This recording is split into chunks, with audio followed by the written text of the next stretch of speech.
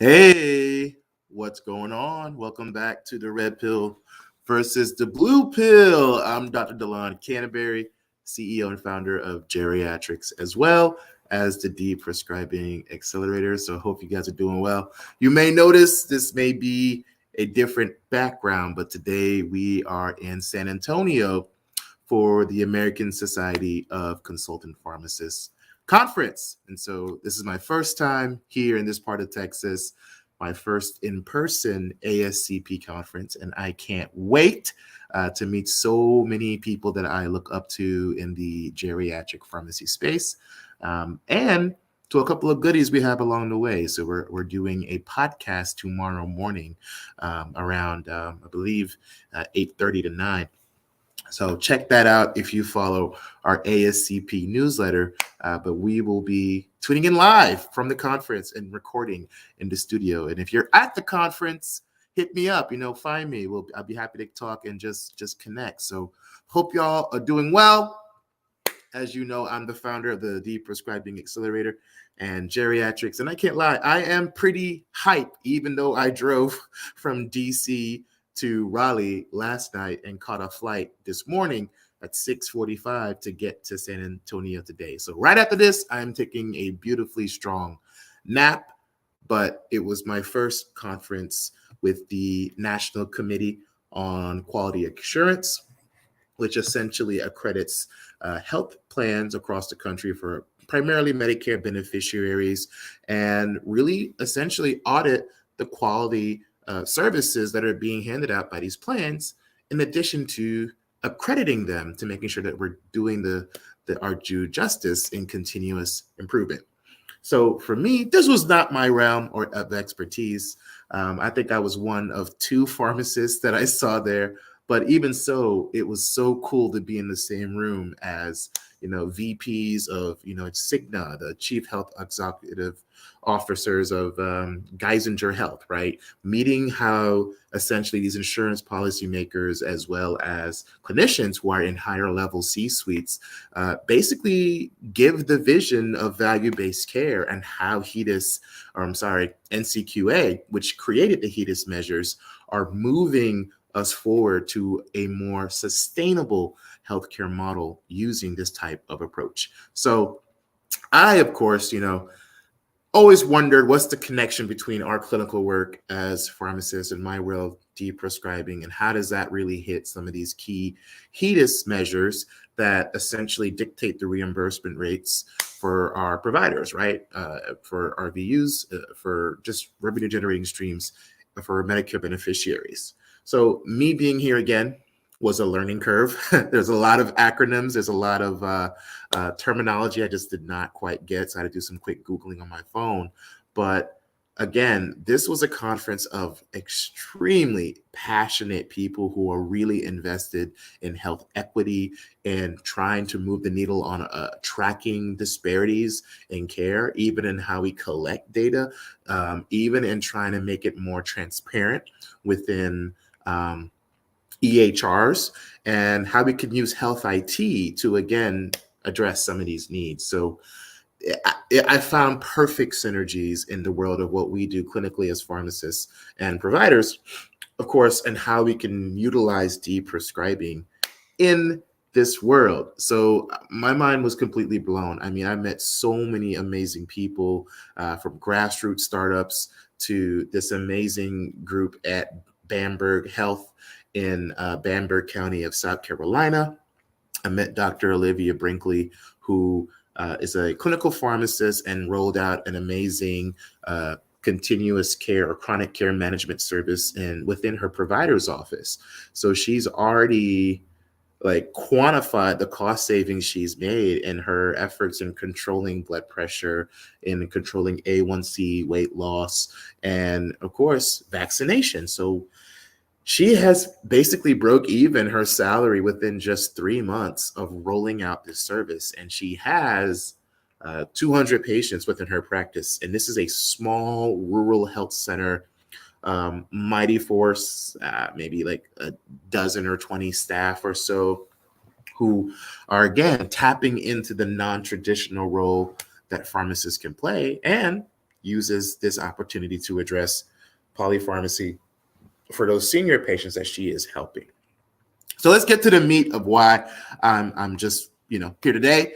And for me, I wanted to share what I took away, what blew my mind, what really changed my perspective in the world of understanding the metrics behind HEDIS, which again dictates reimbursements. Like, are we making sure diabetics are getting statins? Are we reducing falls in high-risk populations? They're measures that, again, reimburse or potentially can penalize senior-facing facilities or nursing homes, et cetera. And so this was an opportunity for me to really learn who the key stakeholders were, but also why, like get the why behind this is being done. And of course, it's to improve quality care and to really be transparent, because we didn't have this level of quality checking of the insurers and care providers as it pertained to the insurance policies. So there wasn't really a checks and balance until 1990s. It was literally the Wild West. People were just doing what they were doing. They weren't tracking, any disparities in the care that they're giving.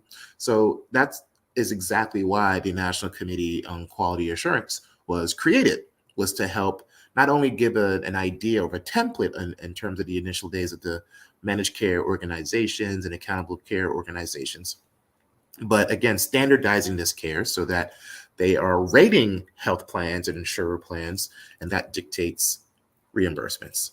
So why am I so excited? Apart from meeting so many passionate people, from startups to social workers and all these case studies and really, really cool IT that's in the pipeline for addressing social needs, as well as using, for instance, machine learning or AI to basically assess whether a senior patient has any needs for a nursing facility within the home, instead of waiting for maybe an accident to happen in the house. So super, super cool stuff. I got a chance to meet some of the people from Adhere Health. There was a genomics company, Helion, I believe I met with. Tons of amazing people here who were using up-to-date, really cutting-edge IT and EHR software, and helping with billing and claims management, and getting reimbursements. The list goes on with the type of people that were there. And there were a couple of celebrities too in the room. We had Mandy Cohen, who was part of North Carolina's pivotal movement in addressing those disparities and getting that data out there publicly. So, I took notes. I took a lot of notes. And so I have a couple notes that I wanted to share from what I learned. Now, I really enjoyed the Rural Health Clinic collab, where they had an LPN, of course, a medical doctor, and a pharmacist, and they had really dug into the meaning of having strategic community partnerships to really address those needs in rural South Carolina. So I'm referring to Bamberg Health. And if you're watching this, Dr. Olivia Brinkley, hey, hope you're doing well. It was so cool hearing your talk and seeing another fellow pharmacist at the event. For her, along with Miss Alicia Bradley, as well as LaShonda Petaway Brown, were the ones who presented and talked about how they were able to use chronic care management to manage weight, again, lower A1C, lower total cholesterol, and lower blood pressure, and get billed for it using the CCM model, which is chronic care model management. And they also found ways to incorporate annual health wellness visits within those meetings, to also use them as opportunities for deprescribing. So again, I thought that was pretty unique. And they were the first model of its kind to do this in South Carolina. So I thought that was amazing that they are pioneering the role of that non-traditional pharmacist and serving our seniors, in this case, who may be dually eligible for Medicare and Medicaid. And so what they were even able to show in terms of cost savings in using this approach was pretty unique. As a whole, and they had close to about 700 patients within their practice that they saw. And so these numbers are basically related to about per year. But as of now, they found, I think in the last year and a half or two, a total cost savings in terms of just managing weight loss to be projected to be about $29,000, and that's over the span of of 6 months. Yes, so this was looking at the last maybe year and a half, 2 years, and I'm sorry, not 6 months, but over the last year and a half, of a total population of only 6,000 people in one county. Of those that they saw a cost savings of about $30K in just reducing some of that weight. And they were losing on average, I believe it was 2.4 pounds for the first year. And then the second year, I think it was 1 point something. So 3 to 5 pound weight loss. I can't remember the exact number. They found that even in lowering LDLs, there was about a $500 saving per member per month. They found that in reducing A1C, which in total was, and that is one of the hardest numbers to move, I think they dropped A1Cs by about, I want to say 2%, 2 or 3%. And they saw cost savings associated with that with between $429 to $736. And lastly, in managing more blood pressure and hitting those goals, they were able to save about $1,900 per person annually from incorporating a pharmacist in a non-traditional role and working alongside a care provider in managing the meds. So really unique model. And this is, of course, a low income, rural food desert, not many resources locally available. So they had to dig deep and partner with the Office of Rural Health within the state. They partnered with the Department of Health and Human Services, and they really hit home in hitting community behavioral health clinics and having a continuous process in referring people out and following up and managing other needs. So that was one amazing thing that blew my mind. But I think y'all are here for the meat and potatoes. And so there are two major HEDIS measures that will roll out in the year of 2023. And that's what we're going to dive into for the next few minutes. And of course, they relate to deprescribing. Now, there are quite much more that are covered. There are some dental plans that are covered. There are more. There's some cancer screenings that are being done, immunizations, as well as tracking or assessing and asking for social needs or addressing social barriers within EHRs. There's going to be a HEDIS measure for reporting that. So trying to hit those food insecurities, and what are you doing to address the whole patient, not just, a med list or the conditions. We got to treat the whole patient, right?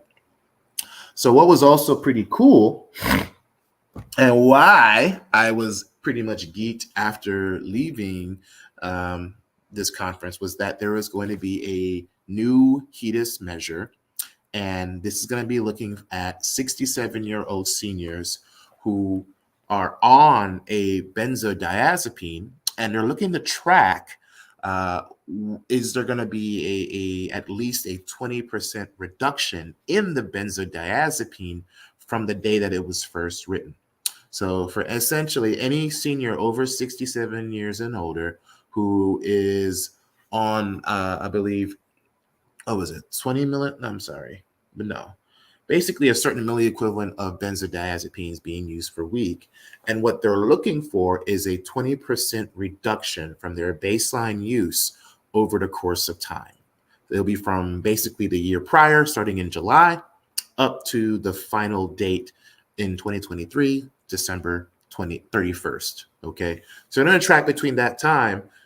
If the patient is on a benzo, has there been anything done to address deprescribing? And of course, speaking from experience, it's not easy. It's definitely a difficult drug to taper off, but they want to see if people are at least trying and tracking and moving the needle. And that's why this is a monumentous step in the world of deprescribing, because this is ample opportunity for pharmacists to, again, further integrate a way of providing a cash-based, a reimbursable service that can help the clinic as a whole, but again, do what we know is best for seniors who are at risk for harm with falls or over sedation and other side effects that we know our benzodiazepines may have.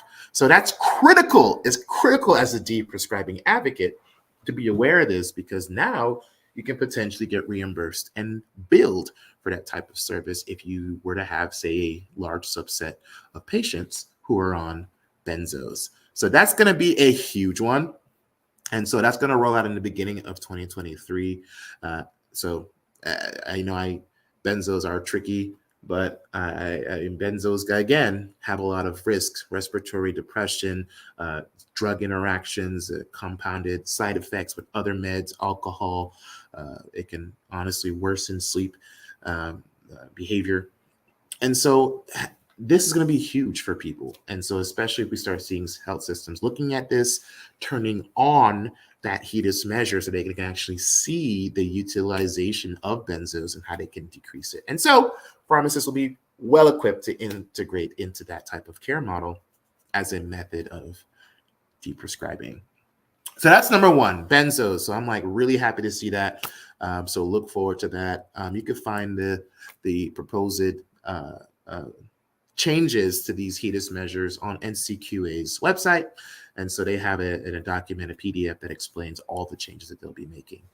Now, the next one is another subset of deprescribing, and it is related to diabetes. And so what they're going to start tracking, there are two measures that they're looking for. The first measure is looking for the observed to expected ratio of hospitalizations related to patients 67 years and up who may have diabetes type 1 or type 2. And they're looking to see if there has been an increase or decrease in hospitalizations related to having very low sugar. And so unfortunately, if people are having continuously low sugars, there may be issues in diet, but more importantly, it may mean that the medication is working too damn well. And what that happens is that, again, spells opportunity for better diabetes control, but better integration of a pharmacist to help with knocking out that HEDIS measure or that metric and reducing hospitalizations from patients having, well, over medication of diabetic drugs. So as a geriatric pharmacist, I'm specifically worried about the sulfonylureas, right? We definitely don't want to see chronic long-term use of sulfonylureas, specifically the ones that aren't the best for or not the most kidney friendly. We want to try to avoid those as much as possible. I know the new wave right now is using a bit more of the SGLT2s or Jardiance or Invocanas and other types of newer drugs that are on the market, but I still see sulfonylureas in use. So I want to make sure that we're aware of trying to use that as a point to potentially deprescribe, as they have one of the highest risks of hypoglycemia in seniors. That also can go for diazolonidiones. I always say it weird. Basically drugs like pioglitazone or Actos as a brand name. Another type of diabetic drug, usually it's the fourth line on recommendations, so you're not going to see it as much. But even so, those are opportunities for us to be aware of, again, if you have a diabetic patient, so this is calling all amazing certified diabetic educators, of course, pharmacists, diabetic teachers, and coaches who are in this space and do well managing these types of symptoms. It's going to be really awesome to know that you can have this, again, reimbursable for a clinic if you're moving the needle on reducing that ratio of observed hospitalizations over expected hospitalizations in seniors who have diabetes. Now, the second measure that they're also looking at regarding potentially deprescribing for the next year is looking to see for patients that have been hospitalized due to a hypoglycemic event or low sugar. What they're checking for is whether the patient was prescribed any insulin within the last 6 months. And so they're going to start using this data to see if this was likely related to the insulin use, which can be very finicky for seniors, especially if they may not remember a dose or they double dose, or it can be very tricky, especially if you may not eat. There are tons of reasons why your sugars may drop while you're taking an injectable like insulin. So they're looking at this as a potential new measure to see in the last 6 months, was there any newly added insulin to, one, see if they're truly using the insulin as they should, checking to see, of course, there's any adherence issues, but more importantly, trying to see if there's an increase in hospitalizations from that drug being added on. So in my world, that's an opportunity, again, to potentially deprescribe any rapid or long-term insulin, or try to at least play with the idea of converting to maybe a pill form, or, of course, upskilling more of the integrative nutrition, diet, and exercise approach, which I always stand by. So those two measures are prime opportunities as it pertains to deprescribing. We talked first about benzodiazepines, so people 67 years and up who've been on benzos. Has there been a gradual reduction in dose by at least 20% throughout the year? That's what they're going to be measuring. And then with diabetes, they're looking for hospitalizations related to low sugar and recently added insulin for those hospitalizations related to sugars. Now, as I mentioned, these are just the ones I found most relevant, I felt, to the pharmacy world, or at least for deprescribing, but there are tons of other cool metrics. Again, there's a dental screening HEDIS measure that's been added, cervical cancer screening. There's a social needs marker, which is really cool. So they're finally requiring people to report on ethnicity and race when it comes to CHF, diabetes management, opioid use disorder. They're looking to see, again, if there is continuity across all demographics in these measures of care.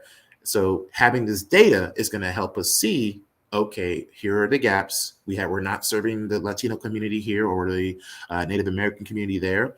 And so that's going to help us, hopefully, ideally, allow us to drive where care should go or be prioritized if there are discrepancies.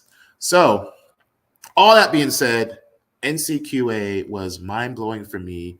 I met so many amazing, passionate people. I mean, so many people were just willing to pour into me, and I'm able to pour into others and just share ideas, share approaches, just understand the world a bit more of the insurance lingo, because I guarantee you it's something I am not as familiar with. I know the basics from community retail, but not understanding or really at least seeing the validation of having those strong community partnerships with health systems and private payers and faith-based communities and all types of other ways of really reaching people, that I felt COVID really was a prime example of showing not only those disparities, but how those partnerships are needed to really, really address those needs and social determinants of health.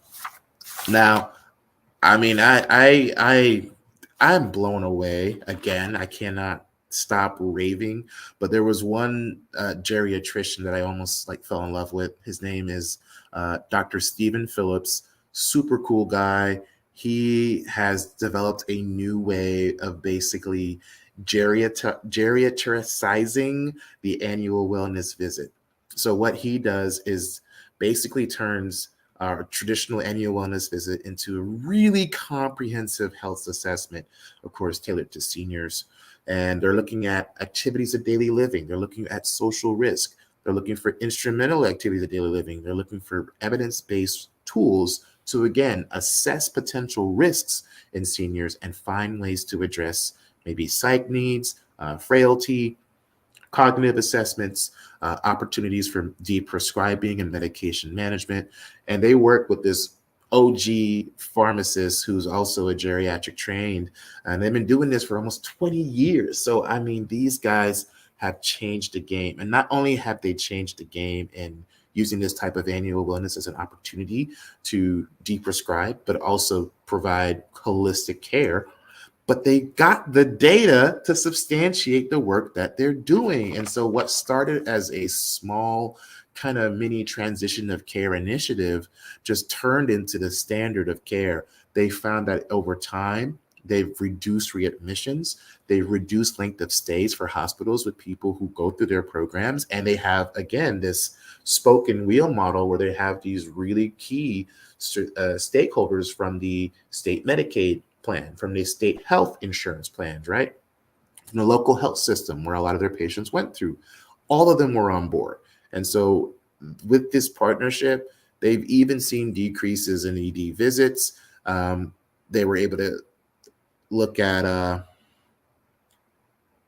something calculating what's called the lay score, which I think is a tool to assess like the risk of danger or harm for a patient. And so in their process of not just deprescribing, but treating the whole entire patient, this is why I love the guys at GSC, which is Dr. Stephen Phillips' group, along with his son. But they spent about $3.5 million to get all this work done over the past couple of years. But in doing so, it led to $12 million in cost savings within the health system, within their state. So they're based out of Nevada in Reno. Average savings was about $150 per person. And there are about 1,500 people that they served. They saw a significant reduction in readmissions. Their 30-day readmission rates dropped from 11% down to 5%, so almost half that bad boy. In addition to that, there was also a 30% reduction in post-acute SNF admissions. And again, these guys are saving patients money and they're saving the healthcare system money. So I had to run up to them and fangirl and just say, hey, man, I love what y'all are doing. How can I support? And, and I found that it was a great opportunity for us to move forward with potentially using pharmacogenomics as a part of their practice. So we'll be talking more about that, about how we can potentially roll that out as a way to help with psych needs and mental health, behavioral control. But I just fell in love. So they use an interdisciplinary approach. They literally do all the things that I envision my company growing to do, using NPs, PAs, social workers, DOs, doing home visits, having this all in a care model that I think is holistic and needs to be honestly concierge and personalized. So I loved it. These guys blew my mind. There was a lot of great work. There were just so many people. There was this cool doctor from Oak Street Health. So Oak Street Health is kind of this senior facing primary care office dedicated solely for Medicare patients. And they dedicate a full hour each visit with the doctor or provider with the patient. So it's never a quick 15, 20 minutes. Their whole care model is based on hour meetings each. And so they have grown substantially across the US, and they're actually based in Durham as well. So I do plan on trying to see what we can do as a partnership. But they see close to 20,000 patients who qualify for low-income subsidies. About 50% of them are Black. 50% of them actually have at least one social risk factor. And on average, patients were coming in with at least 7 pills, and they were looking for opportunities for addressing polypharmacy. So ding, ding, ding, that spells deprescribing. They don't quite have pharmacists embedded into their model. So I'm hoping to see if we can play around and see if this could be an opportunity for deprescribing on a larger scale, especially within a health clinic. But they are completely proud of being known as an integrative behavioral health clinic. They want to really put in new approaches to manage care. So Dr. Ali Khan was their chief medical officer, and he and I chatted about that. They're not fully quite yet a full risk model. Their goal is to get to that point. They're kind of baby stepping their way there, but just wanted to share that with you. Check out Oak Street Health. If you haven't, if you're looking at opportunities for deprescribing, I would see if there's an Oak Street Health nearby and see if they're interested in having a concierge pharmacist or deprescribing advocate help with reducing harm. So really, this was brand new to me. I came in completely ignorant to the space, but I learned so much and enjoyed having the opportunity to be there. Dr. Adrian Mims is on the board of directors and was the one who humbly invited me to come. And so I would not have had this amazing experience and meet so many cool people if it wasn't for her and her mentorship. So Met some great folks. I hope this was helpful for you all, so you have an idea of what's coming down the pipeline going into 2023. Right now it's 3:30, so I'm at ASCP. So if you're here, check me out at the American Society of Consultant Pharmacists convention in San Antonio. I am gonna take a strong nap because I've been up for quite a while. So I'm gonna nap, and then we're gonna get things rocking and rolling with the reception later tonight. So this is why my mind has been blown this past week in DC with where value-based care is going and seeing that people are sustainably doing what we should be doing as a healthcare system. So hope this is helpful. Appreciate y'all tuning in, and check y'all next time. Take care, guys.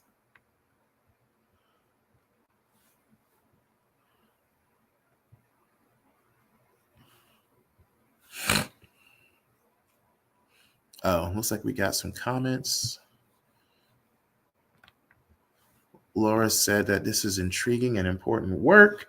Thanks for sharing. Absolutely. Miss Cheryl wanted to show love, and she came to listen and support. I appreciate the time. All right. Thank you, sweetie. And she also basically yelled Deprescribing. So awesome. Well, catch y'all another time. Till next week, tune into the Red Pill versus Blue Pill. More to come on how you can start integrating and leveraging pharmacists to advocate for seniors using Deprescribing. Take care.